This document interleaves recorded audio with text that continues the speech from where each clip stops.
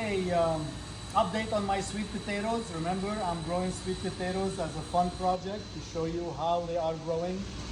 So as a recap, I planted the slip in a pot like this, and then when the plant grew and I know the sweet potatoes are developed, I rooted a branch in a second pot, and when I knew it rooted and continued to grow, then I removed this the first pot and cleaned it from all the roots and cleaned it up from roots like this, just so that you can see the sweet potato outside. Why am I covering it in a bag? Because I noticed that the minute it sees light, it's gonna make slips, and it continues to make slips. So I'm covering them so they don't see the light and they think they are buried below ground. It's a great project if you're a school teacher or even as a hobby, just to show how sweet potatoes are growing.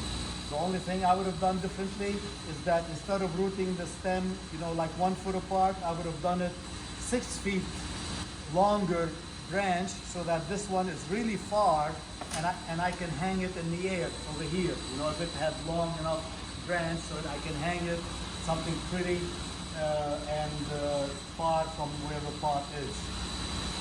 If you take a closer look, this is mite damage. You see that speckling?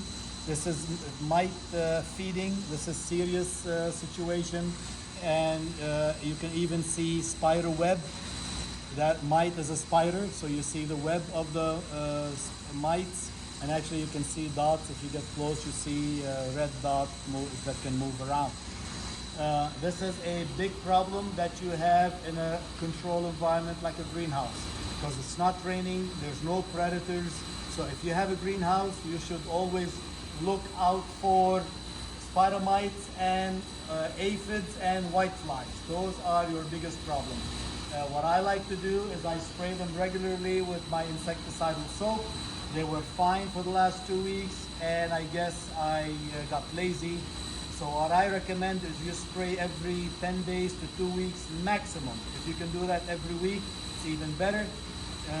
10 days to 2 weeks maximum. Spray regularly whether you think you need it or not.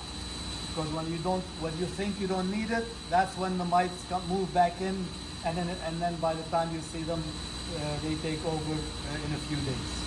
So insecticidal soap. If you follow me, stay here, I'll bring you the and I'll show you